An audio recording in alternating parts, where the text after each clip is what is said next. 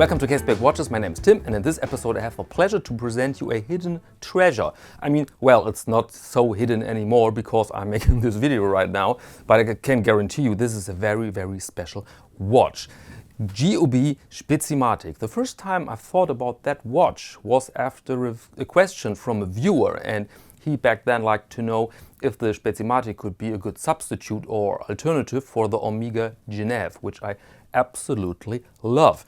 And then I thought, yes, you were right, it could really be, because similar sizes, similar genre, and they're very close with the specifications and the rough measurements and the time. We're talking here about 60s, 70s, 80s, and so yeah, really could be.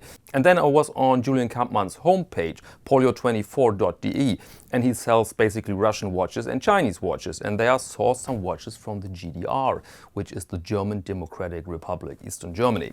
And I saw those Spezimatics there, and I thought, okay, this is interesting. And then I asked Julian if he can borrow me a Spezimatic for 1 week, and he did, luckily. And so Julian, thank you very much for this.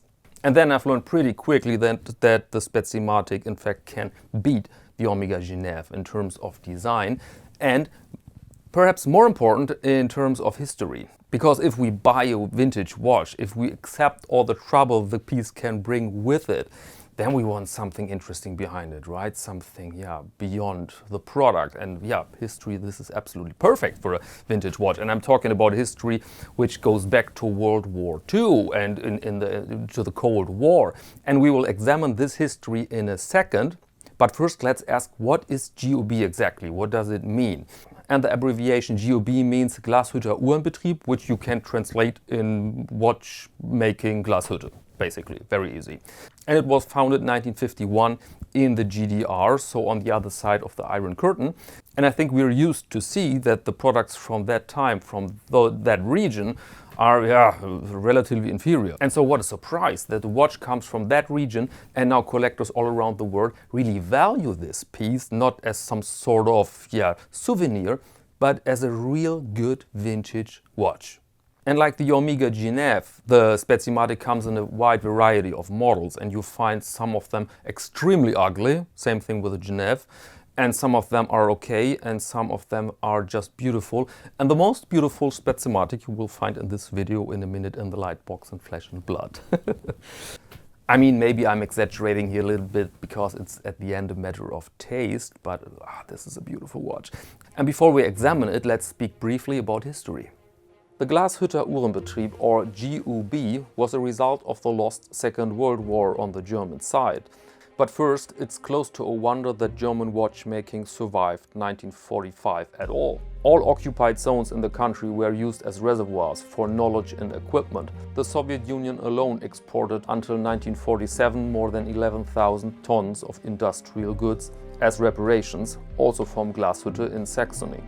Since Ferdinand Adolf Lange founded his first company there in 1845, the small town had evolved into a center for watchmaking and the production of detonators. In 1945, the Soviet Union dismantled the entire machinery of every company in Glashütte and expropriated the owners. It took until 1951 to reorganize watchmaking in Glashütte.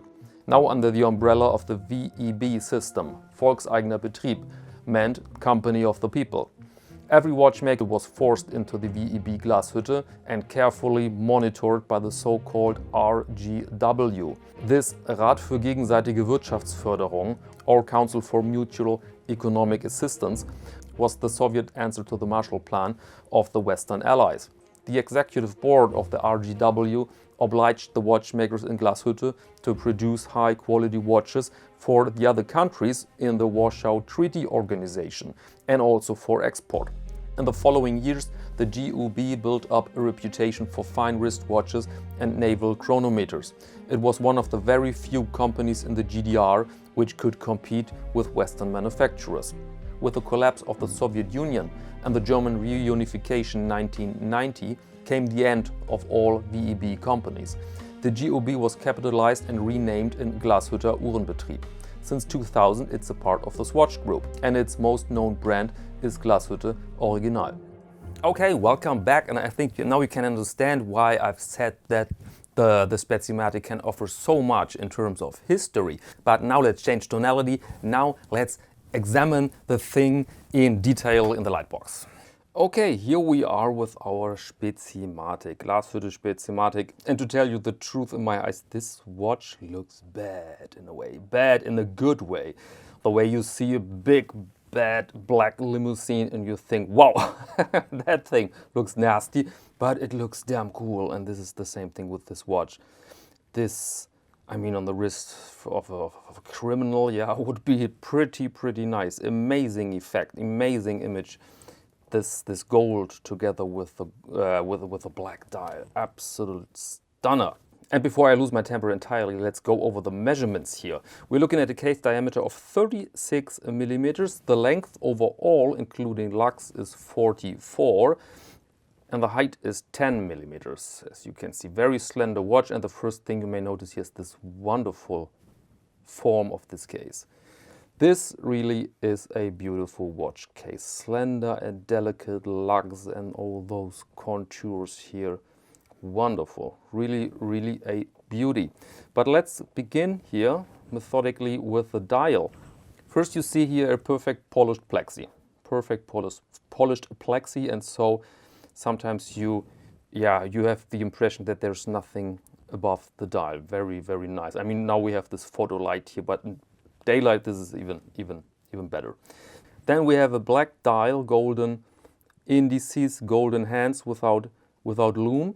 And the hands here are special because you find many Spezimatic watches from the 60s, 70s, 80s with very ugly hands. Very ugly hands, absolutely ugly hands. And those hands here are nice and they fit the overall look of the watch perfectly fine. And there you find 26 rubies, so 26 jewels in the movement, so an advanced thing at the end. No numerals because this clearly is a dress watch, and yeah, perfect thing. By the way, it's pretty hard to film black dials, as you can see, so we have to use images here as well, but I think this is okay. And one word about vintage watches with black dials. I think 90% of vintage watches with black dials have refurbished dials.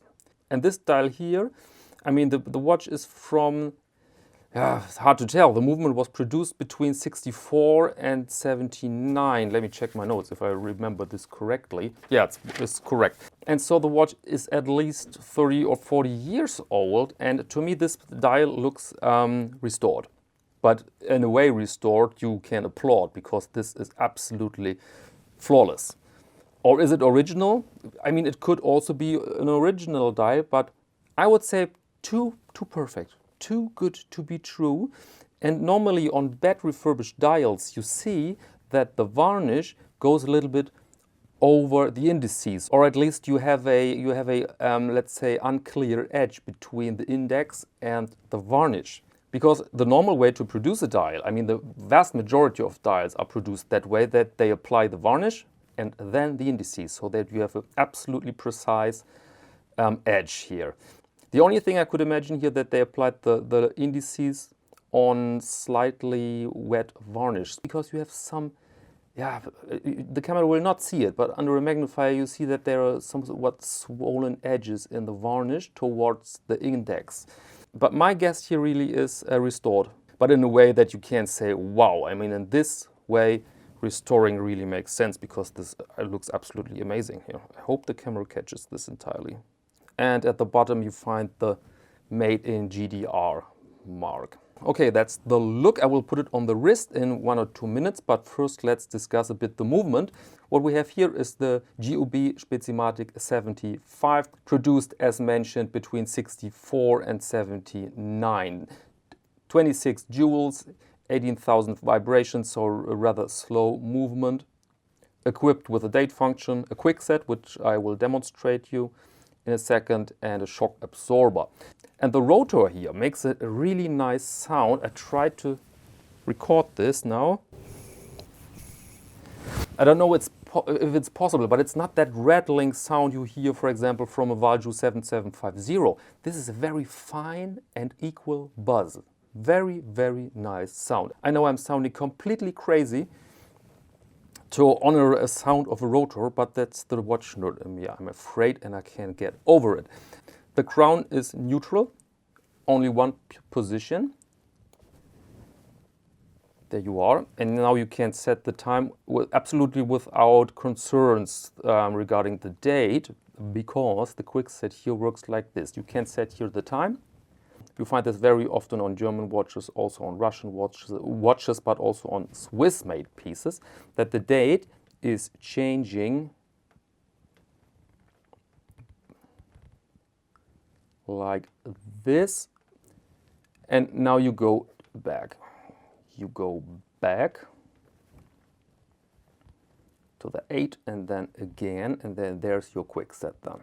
And this is a very good system because it cannot break, or at least it cannot break that quickly like a pusher or another more delicate quick set. And the piece keeps time with a very low tolerance, with a very small tolerance. It starts immediately if you shake it, but we have to keep in mind, of course, that this is a freshly serviced watch. This is a Spezimatic in perfect condition. And so with a normal vintage watch, maybe this is not so much the case. But now speaking of the case, now let's go to the Caseback, which is steel. And there you find some basic informations. Edelstahl Boden means stainless steel back. Stoßgesichert means shock absorber, and yeah, made in Germany there. Wassergeschützt means water resistant. And you have here plaque or plaqué 20 micrometer. This is the thickness of the gold plating, which by the way is in perfect order. Sometimes you see on those small lugs that, that the metal comes through, but here it's perfect order. Really, really nice piece. It came on a Rios strap, by the way. Julian Kampmann really loves his Rios straps. But yeah, they deliver good quality and a reasonable price. This goes for, what is it, 30 euros. And I mean, it's printed alligator is not so my thing. But for this piece, of course, the color is pretty nice. Okay, but now let's put it on the wrist. Let's put it on the wrist. Wow, this looks pretty nice. The Rios straps are extremely stiff at the beginning, so I'm fighting here a bit to put it on my 17 centimeter wrist. There it is, there it is, there it is. There we have it. I mean, really hard to film black dials, very sorry for that. And there you see that the Rios strap is extremely stiff. The watch is not really on my wrist here. Goodness, let it be. Okay, this wouldn't be my strap, really not. But cool look. Overall, really, really great look.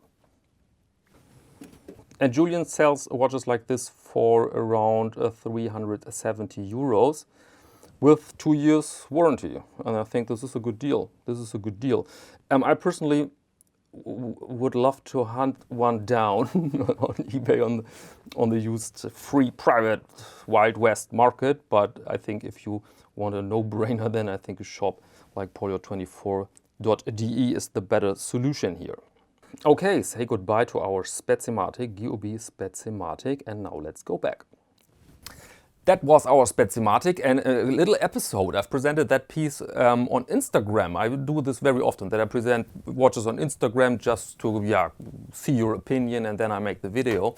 And somebody told me, nice watch, but please don't do anything with it. Don't present it all the time on the channel or on Instagram, because prices will climb then.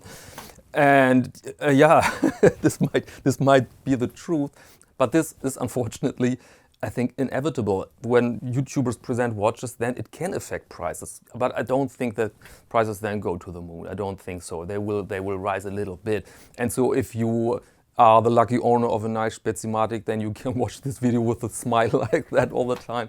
And if you want to buy a piece, then it might be a little bit more pricier than, let's say, the year before. But at the end, we're talking here about relatively affordable watches still, I'm sure. Okay, and this is all I wanted to show you and tell you in this video. Thank you very much for your attention, and maybe until next time.